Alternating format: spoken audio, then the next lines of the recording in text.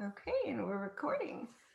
Great. So, welcome everyone to episode 3 of the Confident Carnivore podcast. Today, we are super fortunate to have Coach Dana Summers from MeatRx.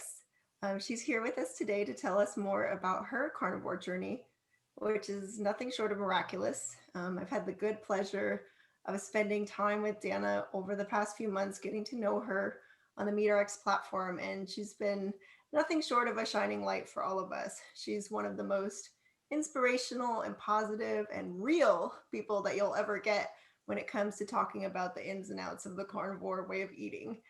So, before we dive in and speak with Dana, I just want to show a couple of things here. So, first, we're going to take a look. Can you see my screen, Dana? Yes, I All can. right. So, we've got here we have Coach Dana's profile here on the MeatRx website. And you can learn more about her story. We're going to talk about it, so I'm not going to go into it, but I just wanted to give you a sense that she is one of the wonderful MeatRx coaches that is available. And believe it or not, for the very low, low price of $17.99. I mean, they're practically giving away this wonderful coaching. So she's there. And then we're going to just zoom in a bit more on. Can you see the before and after here? So Uh, this, I still see the main page. So if you're oh, asking, okay. yeah, Thank you for telling me. I'm going to switch over. I think I clicked that particular page. So let's go I over. just see my big head in the middle of the. And so here we have Dana in November 2019 and October 2020. So we're going to find out more directly from her what happened when she went carnivore.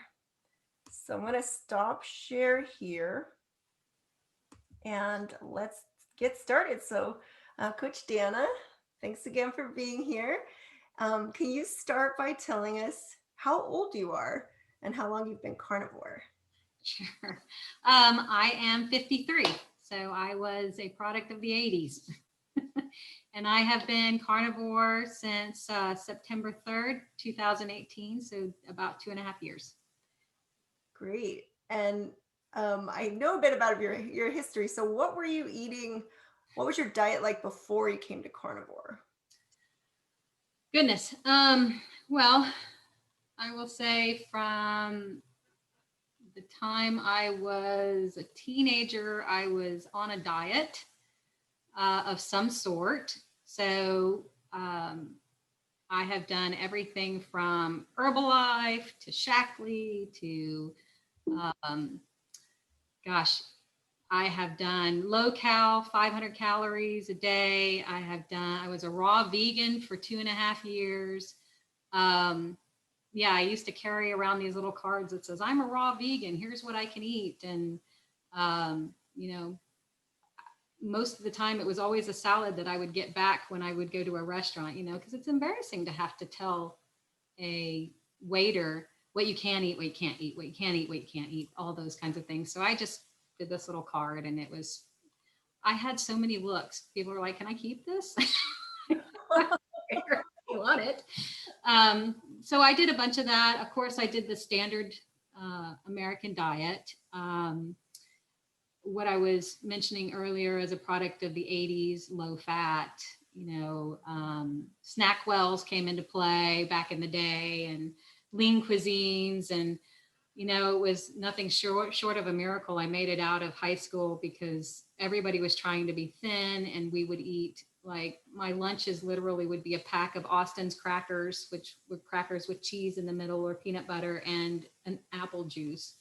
Wow. I just had no nutrition um, back then, So yeah, I feel like I've done it all, though I stopped short of surgery to lose weight. Um, but yeah, I've tried a bunch of different stuff, yo-yo dieting. Wow. And so you tried all these different things, and like you said, definitely low fat or no fat in the 80s was all the rage. Yes. So were you struggling with your weight already back as far back as high school or? So, um, in high school, I was about 120. I'm 5'2", and I was about 120, maybe 126 pounds, somewhere in there. Um, but at the same time, I could box squat 440 pounds. So Wow. I was muscular. But I mean, even back then, I had coaches telling me, okay, you weigh 126 pounds, you're fat. You Mm-hmm. know, even though I was a size 7, which is what I would love to be now. Um, but, you know, going through high school and stuff, yeah, baby had back. I mean, I wasn't little, but I wasn't fat either. It wasn't until I became an adult. You know, fortunately, you know, fortunately for me, my parents raised us, you know, not a whole lot of sugar or anything in the house. Um, the sugar we would have would be in the form of fruit. Sometimes we would get Kool-Aid, you know, but my mother never bought sodas or anything like that. And, but I was always addicted to sugar for as long as I can remember. So every chance I got, I would have sugar. We're probably kind of getting off a little bit on that, but That's a big part of your story. I saw that you were definitely a sugar addict, right? yes, so, yeah. I mean, we can bounce into that a little bit, but so yeah, I was really fortunate that my parents, you know, we had a garden, we raised rabbits, so we always had meat on the table, we always had something fresh from the garden, and it wasn't until I actually got into college that I had like my first canned anything, and it Wow. was disgusting. I lived at the dorm. Um, I ate at the cafeteria there, and of course, being a sugar addict, you know, I would have waffles and, you know, all kinds of just garbage. And then I didn't understand why I couldn't stay awake in my first class, my first algebra, you know, my first class was algebra. And I actually got pulled aside and said, if you can't stay awake, it didn't matter if I went to bed and got 10 hours of sleep.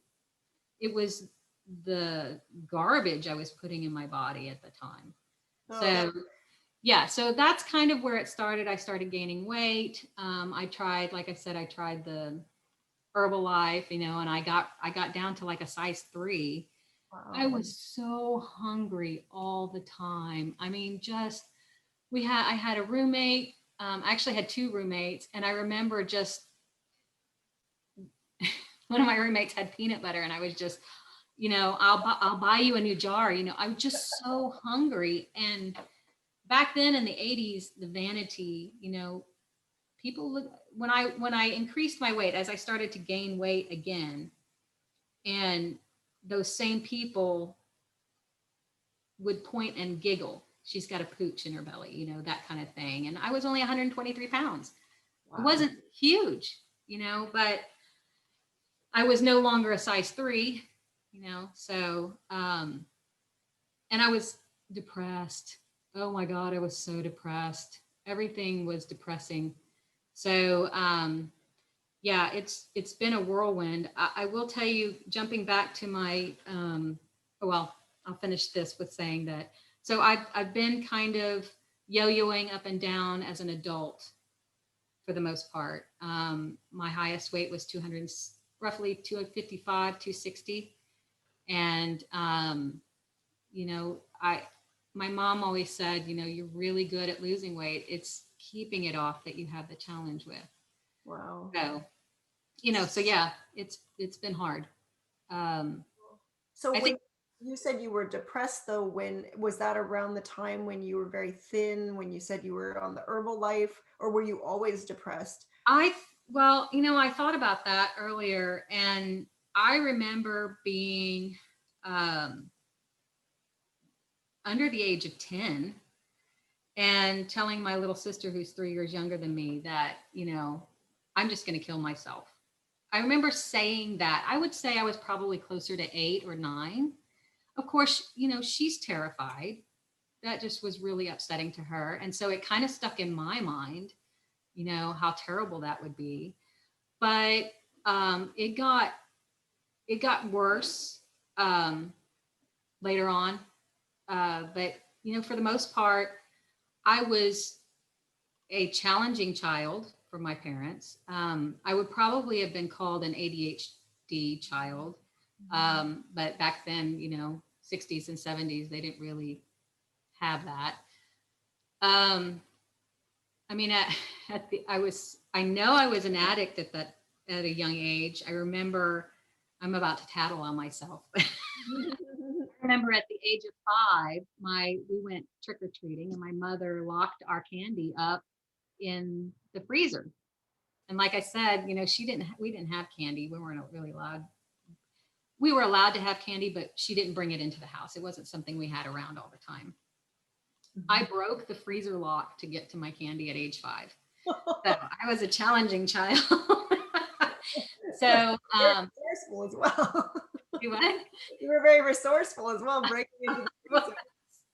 I was. And I got to it too. I mean, I had my candy. Got in trouble, I'm sure. I don't remember that part, but I do remember breaking it. And but I had that depression all throughout growing up. And I think, fat is so important in our lives, and in our brains.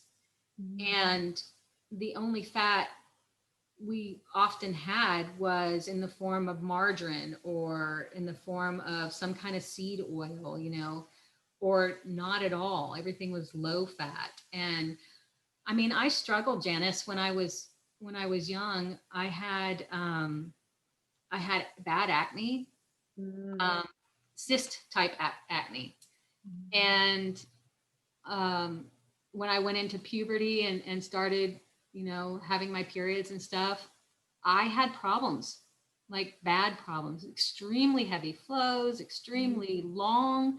I mean, there were times when I'd have a period for a month long and then off for 2 weeks and then would start again.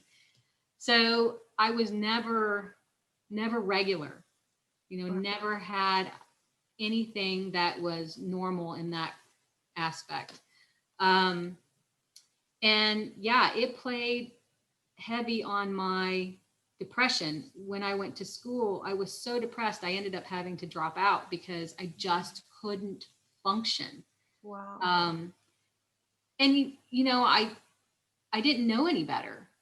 I was on my own. I was picking things probably my parents probably would never make for me or rarely make, French toast and waffles and all this stuff. And it just got worse and worse. And I thought it was because I was away from home, but hindsight, I see it was the stuff I was putting in my mouth was just so inflammatory. And, yeah, I really struggled. I ended up dropping out of college. And I started working. And of course, I'm bringing in people who are facilitating the sickness. They weren't people who would bring me to a higher place, I guess, so to speak, back then we didn't really know, Right. We never connected. And especially if you were already feeling depressed as a child, you would just think that was you, right? And then as it gets worse and your weight's going up and down and you're going through hormonal changes and you're trying different ways of eating, it's like we never connect the dots that, oh, none of these ways of eating are working. And they're actually at the source of our depression and our inflammation and our weight issues and the acne and the hormonal issues. And like you mentioned, the whole low fat decade of the 80s really destroyed a lot of people's lives and set them up for low self-esteem, depression. Like you're saying, I mean, I used to fall asleep routinely. I can remember back from high school into college that I would just conk out after dinner and wake up with my head in my book, and oh no, I still have homework to do, right? And I would stay up until the middle of the night because I would wake up after the, couple hours of food coma and realize I still had to do all my homework, right? So, well, I guess I'm very curious to know how you ended up going from, I mean, it was obvious that you were experimenting, but you did Herbalife. And then how did you end up going vegan? Let's see, the raw vegan. Okay, so about the time that about the time that I decided to go vegan was around the time that I had some allergen stuff done to see if I was allergic to anything that I was actually eating. And some of the key things were eggs, yeast, wheat. So I thought, okay, I'm just going to cut it all out. And we know plants are healthy. This was around the time that the green smoothie was so popular, that kind of thing. And I really got into it. I bought the whole big dehydrator. I bought all the little utensils and stuff so I could make food. I actually even became a raw vegan chef, or I got trained to be a raw vegan chef. Wow. I didn't work in that capacity. So I think that is why it was just, trying to heal myself, trying to find, it wasn't all about weight. I had joint pain. I had, I still had the depression. Cutting out the wheat, because that's what I did first, is I cut out the wheat and the eggs and stuff, and it helped. I actually lost like 20 pounds at first, and some of the depression subsided. And had you cut out sugar as well during that time as a vegan? As a vegan, yes. Well, no, because I would still have fruit. But the interesting thing about being a vegan is how many mock foods I would try to make. I would make, and my poor husband had to go through all this. He finally sat me down one day and said, "Look, I just don't feel good eating this way. Wow. Please quit making this food with me in mind." Because I'd make mock lasagna, I'd make mock sushi, I'd make mock tuna, and I just have all these mock foods. And he's like, "It's just disgusting. Stop doing it." So yeah. Already. So for 2.5 years, though, I did it. And at first I lost a bunch of weight. And I remember going on vacation with him, and just, we had to make so many concessions for me. We could go out to eat, we could go find a restaurant, but invariably they'd not have something vegan for me. And I'd end up with, carrot sticks and guacamole, thank you, that's delicious. And I love guacamole, but I'm just not a fan of those two together personally. And I was always hungry. We were always having to find something for me to eat. I mean, constantly hungry. It was, I think the worst part about, actually it's highlighting the best part about carnivore, but the worst part about these other diets was how hyper focused I was on, what am I going to make next? What do I have that I can, it was always planning. What am I going to eat? When am I going to eat it? Do I have all the stuff, and all the food that would go bad, just, I'm sorry, but there's just nothing like meat. So the mocks are just, in my opinion, they were good at the time. I lost a little bit of weight. I did not lose the inflammation. I say I lost a little bit of weight. I lost 80 pounds. Wow. But I didn't lose the inflammation. I didn't lose the hunger. I didn't lose the sugar cravings. I didn't lose the, inflammation in the brain, in the joints. So much didn't happen. And, right. If you think about it, sure, you're going to lose weight if you're malnourished. Absolutely. So. And so you did say that your depression lifted somewhat, probably by kicking out all of the processed foods and the, Oh yeah. Yeah. Well, I mean, just kicking out, again, I had a problem with wheat and eggs. Just kicking those out alone helped with the depression. It didn't clear it. I still had lots of anxiety, and anxiety for me would often end up with irritable bowel syndrome. I'd get stressed out. And when I say stressed, everybody goes through stress. but my ability to cope with even the smallest stress would end up with IBS, and so it was a problem, not feeling good like that. Yeah, so just removing some of those toxins helped initially. Mhm. But So, you said you were still having inflammation and pain. What about your skin and your hormones as a raw vegan? um, I did not see. I mean, there was a little bit of improvement, but not like they're not great. I still had a lot of acne. I still had cortisol issues, of course, because the stress. So I still went through a lot of that, and I think it exasperated my thyroid. And when I came out of that, I came out with low thyroid, Mhm. hypothyroid. Were you cold? I was always cold. Yes, Yes. I was always cold. So So just not very hardy, right? It sounds like your resilience was low because you couldn't handle stress, you couldn't handle cold, and you probably were malnourished, right? I mean, not right, getting proper nutrients. absolutely, yes. And the raw vegan thing is even more astounding to me because it's like the food is cold, right? When you eat it raw, or I guess can you keep No, you can dehydrate it up to a certain temperature and it can be warm, but nothing was ever hot. Nothing was ever. Um, it was a make do type of food. I never felt satiated. Does that make sense? It was never. absolutely. It So was never there's joyful. no cozy bone broth in the raw vegan world, right? And I'm thinking, it looks beautiful. It's so pretty. It's got to be good for me. You know? Hmm. So, but And how long were you raw vegan? 2.5 years. And what age were you raw vegan? Gosh, Roughly start. I mean, just a guess, even. 2000. Let's see.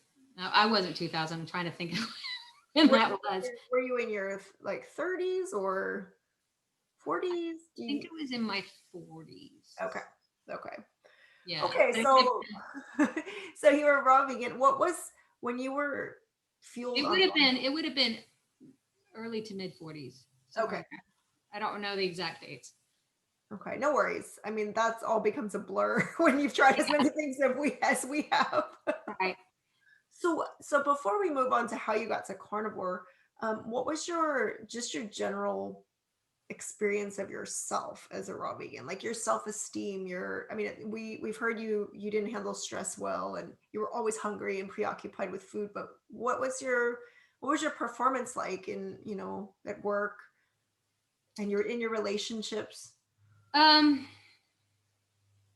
Embarrassingly to say, I was probably a lot bitchier than I am I know it. I know. now. Quick to anger, um, quick to get irritated if things weren't perfect. You know, um, as far as performance, I will say I don't recall really what my performance was as a vegan. Um, Scattered, Mhm. that comes to mind, but um, I put up with a lot of stuff that I probably wouldn't put up with now from Mhm. other people. Um, Being able to set boundaries a little bit better, kind of trying to be more of a pleaser at that point. Um, what is it that Sean says? Can't think of what it's called. When somebody wants to show you for sure that they're doing something good, look, I'm a vegan. What is that called? I can't think Like of what. being like self-righteous or something like that, or Yeah, that's not what he calls it though, but that's all right. It'll come to mind. But yeah, I was basically, you know, trying to fit in and trying to show that I was better because I was a raw vegan. like the holy vegan virtue. Yeah, yeah. Yes. And and even though I've never felt like it's wrong to kill animals to eat, I still felt like I was part of something and maybe I should, you really don't need protein. You get your protein from the spinach and the kale and, which is all, yeah, there's some in there that doesn't make it bioavailable, misinformation.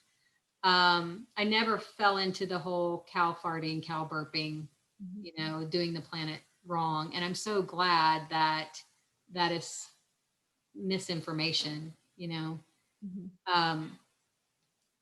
but yeah, It sounds like veganism seemed virtuous and yeah, virtue signaling. I told you I'd think of it. oh wow, I've never heard of that. I've never heard Dr. Oh.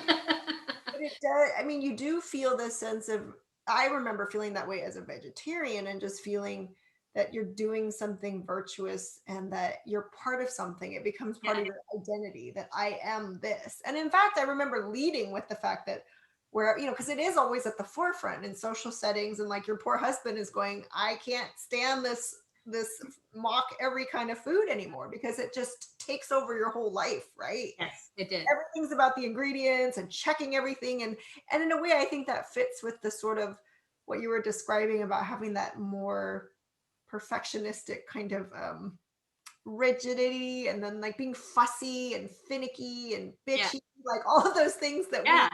I was exactly like that. Yeah. Everything was just has to be just so, and it's all prescribed, and just very uptight about everything. And I was actually reflecting the other day thinking, oh, I don't have the fussies anymore. I was just so fussy about everything. It's like you can't roll with the punches. Right.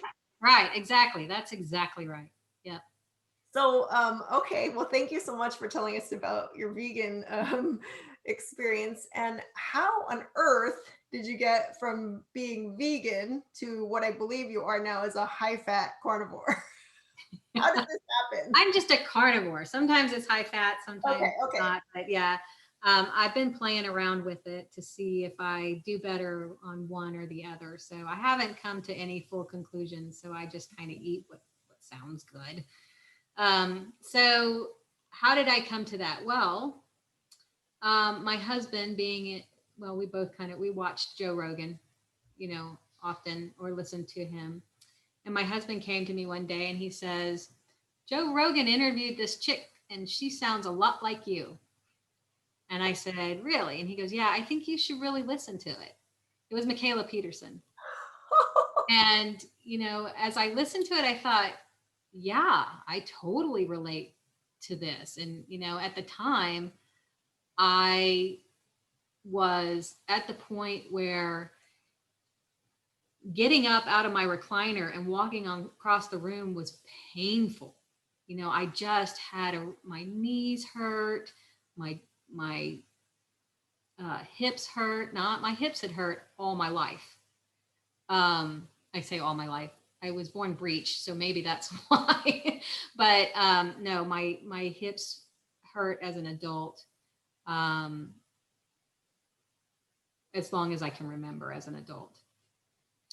And I had plantar fasciitis on both feet, and I suffered with that for 20 years. Not at that time, but it was coming up. And I'd had, surgeries and stuff for that, and other, shots and all kinds of stuff, and nothing. When I say surgeries, they weren't invasive. It was at that time, it was they used this machine. I think it's called an osteotronic machine. I could be wrong. This was ages ago, but basically what they would use ultrasound to, or sound to break up the bone spurs and stuff like that. That's all I had done. And at that time it had to be done in an clinical setting, like not at a doctor's office. You had to be put out and done. So anyway, so I was in a lot of pain. I swollen, but her story really resonated with me. So I think that was in August, and on September 3rd is when I started my journey, and I started with ribeyes. Unfortunately, they were trimmed ribeyes, and I didn't know any better, and I would just eat ribeyes and butter. I should say just prior to that, though, I had started, I was on keto, and I was still having, the cravings. I still had a little depression. I still had inflammation. Obviously, I still had pain. Um, I kept in, the alternative sweeteners. Um, and being a short sugar addict, I constantly craved sweets. Um, but yeah, so I was doing that. And then I heard the whole fasting stuff in 2017. And so that's how I started, was actually I started fasting. So I wasn't eating the stuff, and I was getting some gains on that. Wow. And, but I was still eating the keto stuff when I ate. And I should say, as a sugar addict, I was not always the best on my diet. If you didn't see me eat it, it didn't happen kind of person. So, um, I would often find myself under stressful times in particular planning or planning to go get sugar, or find myself actually in front of, a sugar aisle, a candy aisle, or an ice cream aisle, and not even think to myself, how did I get here? Wow. That kind of thing. And I would eat it in secret. And one of the things I love about my husband, he knew that I was a sugar addict, and I snuck food. And he said at the very beginning of our relationship, you don't have to sneak food around me. It's Wow. okay if you really feel like you need it, or you want to eat it. Don't feel like you have to hide it. Mm. He's such a blessing. Oh. But I still did. I still did. Yeah. And I find myself in front of the candy aisle, and at 7:30 in the morning on my way to work, and buying 4 or 5 bags of candy, and knowing they're not going to last but maybe 2 days, and hoping that I don't get the same cashier that I got 2 days ago, because they're going to be judging me for buying, all this junk food. But anyway, so yeah, so I was doing the fasting before that. Then I was on keto, and then I started on September 3rd with ribeyes, and I was still fasting. Now, as someone who has suffered with stress and then low thyroid, fasting probably wasn't what I needed to be doing. I needed to be nourishing myself, and granted, I lost 70 pounds within a very short amount of time, but I didn't do it with a coach. I didn't do it with anybody. I just started eating, and I wasn't eating enough. Um, and I relapsed. So, I started in with it would just took one sugar candy, and then I was right back where I was. There's never a guarantee that if you take that sweet bite that you'll get back to where you were health wise. But, so right back into my old habits of yo-yoing, and all the symptoms came back. I will say, when I first started, when I said all the symptoms came back, I didn't even tell you what went away. So, but within a week of starting the carnivore diet, my joint pain was gone. It was gone. Like a week, it was gone. And I'm like, this is miraculous. But it's so easy to forget when you have that little voice of an addiction in your back of your head saying, just one, you're doing so good. You've done it for 3 or 4 months, go ahead, try it. Or just this little time because it's a special occasion, and I went through that little journey, I think twice. Wow. Until this life. Now it got better each time. It was only a few weeks into it that I said, I'm not craving it, but I couldn't be presented with it, You didn't have the fortitude yet. Right. So, and that took a little while. And again, like I said, I slipped up a few times. For anybody who is going through this, get yourself a coach. That's all I can say, because they can help hold you accountable and help you work through whatever it is that's taking you that direction. But like I said, I didn't have that. So I think my last slip where I actually just shot up in weight, I had lost 50 pounds, and it was my birthday. My birthday's in October, and then it was Halloween, and we have a big party, and then it was Thanksgiving, and then it was Christmas, and then it was New Year's, and all of that was filled with sugar junk. And as an addict, you have an all or nothing mentality often. And so, I fell off. I got back on January of 2019. No, but I fell off in 2019. I got back on January 2020. Wow. I joined MeatRx. I want to say March, somewhere in there of 2020. I started eating like ground beef. I just ate whatever we had picked up at the end of 2019. We had picked up a calf, a butchered calf, and so I had all kinds of meats and stuff. And thank God, because 2020 COVID hit, and there was such a rationing of meat or no meat available, and we had luckily a freezer full. Wow. But by the end of 2020, when my birthday hit, there was no desire to cheat or to have anything sweet. Wow. Went through all the holidays, even to the point. Now, my husband is not carnivore. I will say, though, he has changed the way he eats. And he notices how the foods that he used to say, oh, I'll eat anything, how they actually impact him. And he makes conscious decisions. I'm going to eat this way, and I'm going to stop now. So he said to me, he goes, I hope you'll be okay, but I really want to have some goodies around Christmas time. Wow. And I'm like, I'm fine with it. It's not going to change the way I feel. But I was strong enough at that point that I didn't feel like I needed to indulge.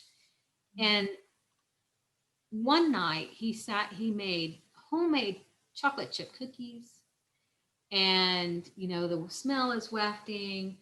And then he topped the hot cookie with vanilla ice cream, and then he had a hot chocolate with marshmallows. And I thought to myself, that don't even look good. And it wasn't like I was trying to convince myself. It smelled great. Yes. But I didn't want it. It's, to me, going through what I've been going through and seeing how my body reacts, this is so much better. Wow. This is so much better than what that fleeting taste might be. And I also know that if I had indulged, I could have very well been setting myself up to spiral. So anyway. Actually, I love that what you shared. I actually want to drill down a little bit more into it, because you talked about how when you first started carnivore, you felt really good, really fast, and then the addict brain took over and you fell back in a few times. So can we go a little bit into what did you feel like and what happened when you would fall back? Like how is your body responding after going from carnivore and falling back into sugar, and what was your experience of yourself when you would fall into Sure. So I want to preface that by saying I think largely the reason why I fell off is because I was not eating enough. I was not eating enough fat. I just wasn't educated enough to know, hey, you shouldn't be cold all the time.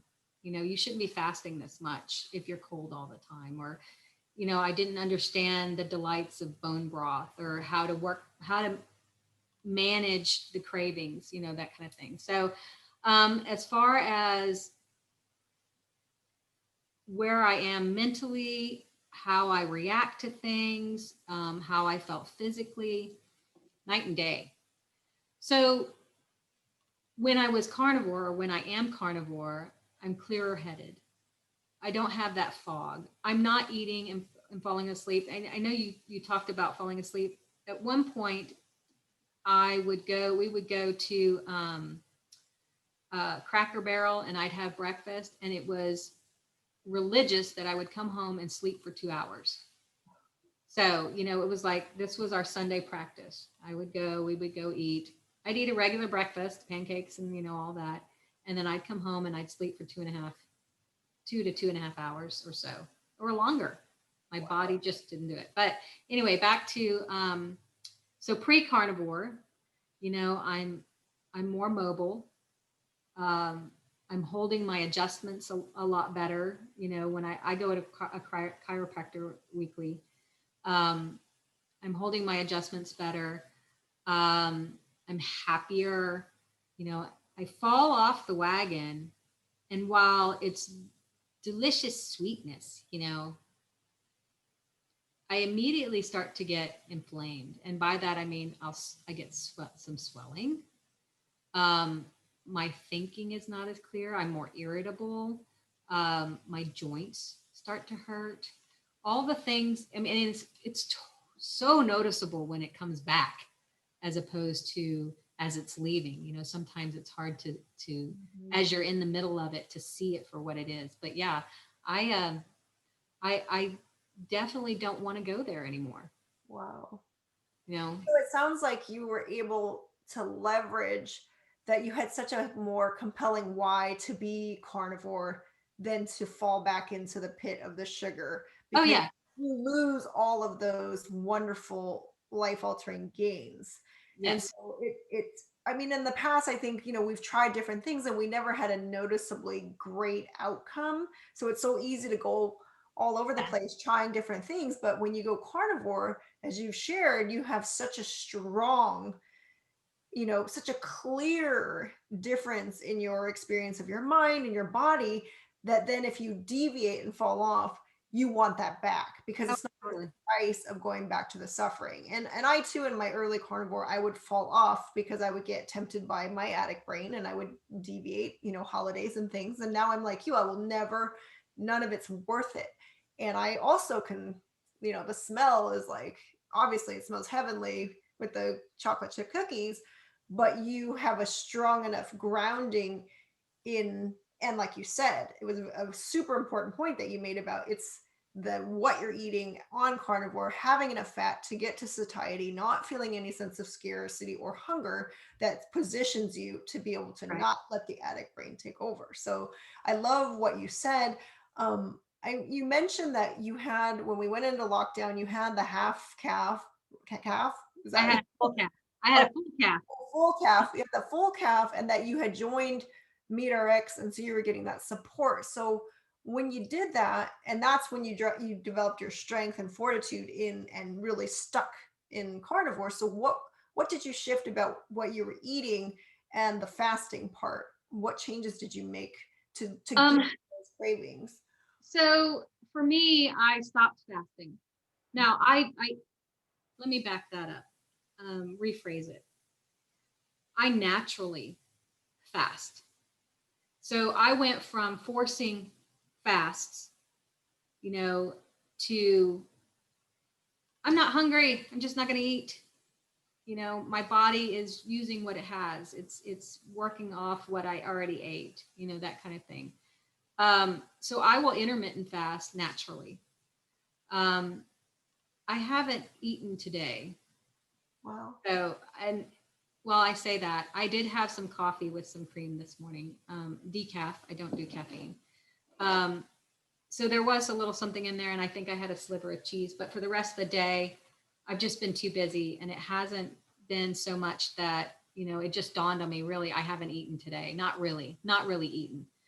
So yeah, I switched that, and then going forward, I found that you're going to hate this. I don't love steaks. I see a lot of ground beef in your Instagram. I know you love your ground beef. I know there's a treat in there of a carnivore pizza once in a while, but I see a lot of ground beef. Yeah, I do a lot of ground beef, but I've actually kind of ventured out. I will say that the carnivore has allowed me to heal my gut enough to where I can eat eggs now. Yay. Yeah, I know. So, I'm being cautious, but just over the last 2 months, I've been able to reintroduce eggs without getting eczema or, irritability or depression or anything like that. Um, Wonderful. so my husband and I like to cook up chicken wings in tallow, which are delicious. Um, but I feel most nourished on beef. And for me, I should have named myself, instead of I'm a carnivore, to lazy carnivore, because I just assume throw a handful of beef in a skillet, chop it up till it's, minced and cooked, and throw it in a bowl. And I also like to add a little bit of suet for added fat. Now I do tend to get about the same ratio as your uh, ribeyes. I just started recently doing that, and I just feel good. I am okay with dairy. In fact, I had a reading done by AJ Consulting. I don't know if you remember Anthony J, who came on MeatRx or not, but he reads your DNA, and he's like, you do fine on dairy. And I'm like, yay, I knew it all along, because it wasn't something that came up ever in any kind of testing as a problem for me. But I do see as a coach where it can be a problem for others. So that's where eat what's right for you. Don't worry about eating based on what Coach Dana is doing, or Janice is eating. So And is this, I mean, it sounds like it, just knowing your style, that this would be part of your coaching philosophy, kind of oh, tailoring. absolutely. Yes. I think it's important that people take time to recognize when they're truly hungry and when they're truly full. And you don't have to eat just ribeyes. Now, if you love ribeyes, like Janice does, then by all means, that's what you should eat. But if you enjoy, turkey or anything from the animal kingdom, I should say, what that looks like for you is perfect. 100%. I totally agree with you. And I love one of your tenets that you always talk about, trusting the process, Oh because yeah. it's different for all of us, right? Yeah, and I really have to trust the process because I still have a lot of weight to lose.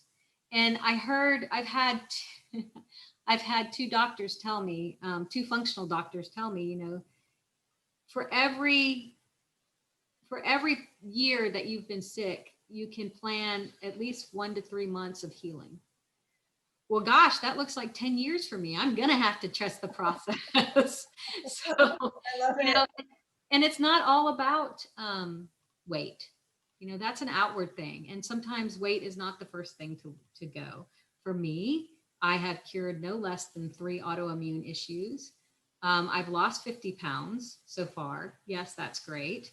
Um, and that's after the yo-yoing. So I'm down 50 pounds since January of last year. And I have inner joy. I was actually suicidal at one point, hospitalized suicidal Wow. at one point from depression. And I was on medication at the time, so, and it was all because of eating and not being able to cope with stress and all of that. And it just all came to a head. And, I cannot imagine being like that. I'm not on medication now. In fact, I haven't been on medication for years. Um, I did go through a slight depression when I was vegan. Mhm. And now I can see all the links, but I have inner joy, Janice. I know you do, Deanna. And I think that is actually where I wanted to bring our conversation to, because to me, well, first of all, I love how vulnerable you are and how much you share with us, because to say in at the MeatRx meetings and here on this podcast that you were suicidal, that takes a lot of courage. But guess what? There are so many other people who are struggling and suffering, and they don't realize that it's a matter of their fuel. And they've turned over every stone like you. They've tried everything, and they thought, oh, this is how I was as a kid. This is my fate. This is what I'm doomed. Right. Brain chemistry. And so the fact that you're now leading Serenity Sunday and that you are literally every day, I see your smiling, glowing, happy face, and that your inner joy is actually palpable, to me, that's nothing short of a miracle. So, can you speak a bit to why you decided to do the Serenity Sunday meeting on MeatRx? Okay, sure. So I am,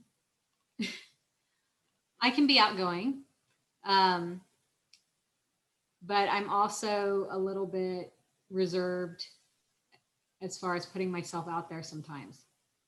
And I never wanted to, at the time, want to run my own meeting. But we have a special friend who Shall is I very, miss Brett?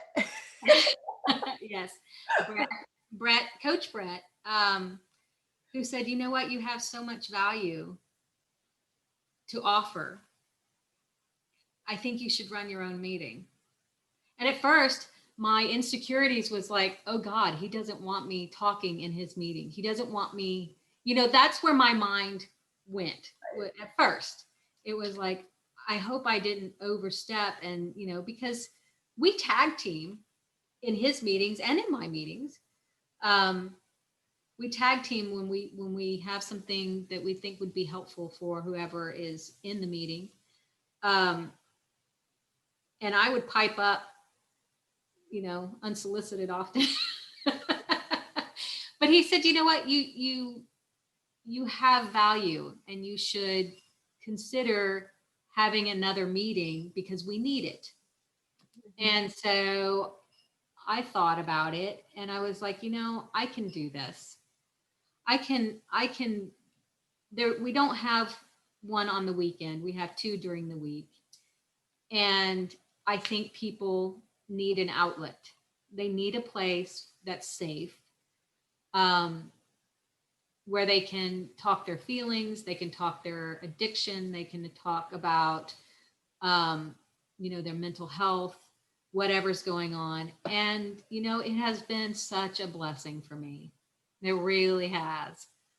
So, yeah, that's how so thank you, Brett. Thank you, Brett, and thank you, Dana. I swear, I literally try to schedule my whole life around being at your meeting and Brett's meeting because we absolutely do need that support no matter where you are on your journey. And you truly are so incredibly supportive, and you're always glowing and you're so honest. You tell it like it is, and you're just this gentle, safe space for people. And I do want to ask you if you could give some advice to people who are considering this way of eating, or they're new and they're struggling and they what would you tell them? Well, I always say this, get yourself a coach. Don't struggle like I did. Find somebody who can help you along the journey, because things come up and you're going to want to know how to maneuver through it, it's worth it. You're going to notice rather quickly, at least I did, and so many others notice, yeah, you may have some transition period, but you got to realize you've been poisoning yourself for the longest time. And a lot of people don't realize that what they're eating, because it's been approved by the FDA or it's been whatever, that it's completely safe. It's not. I just think that if you are starting out, get on board with MeatRx, find out what you need to do, get a book, watch a podcast, but get yourself a coach. It doesn't have to be me. We have wonderful, wonderful coaches at MeatRx. And I don't mean to be advertisement here, but I really think that it's helpful. I hold my clients if they need it. I hold them accountable.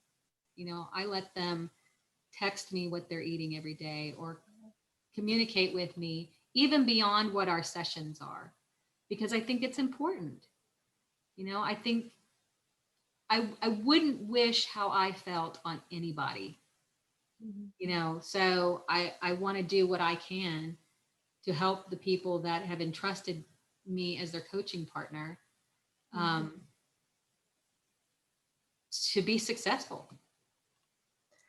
Dana, I 100% agree with you. And on my journey, couldn't do it. Even though I was already carnivore for about 16 months, I think, before I joined the MeatRx community. Yeah. I wasn't 100% carnivore, and I didn't know what that meant to still be eating 5% non-animal foods and how much that was negatively impacting me. So I 100% agree with you that there are so many great coaches. When I was trying to pick a coach, I didn't even know which one to pick because I wanted to meet with all of you. You picked a good one, though. I do love Raymond, but I love you. I love Brett. I love Becky and Trudy and everybody right there. Everyone is so fantastic. And so thank you. I really want everyone to know that it's like MeatRx, they're giving it away for $17.99 a session to have that support to transform your whole life, basically. And so, I mean, in your story, it's just so clear that you went from having this doomsday, I don't want to be here on the planet outlook to this bright, radiant, glowing carnivore. And but it's just, it's freeing. It's freeing to not be a slave to sugar. It's freeing to not be a slave to these manic thoughts or, overreactions. It's freeing to not have to worry about what the hell am I going to make for dinner and what can I make it to make it be really good. When I know that I can just come home and throw some meat in a pan, add some butter. I am a lazy carnivore. You're gonna have to change your handle, Dana. That's so funny.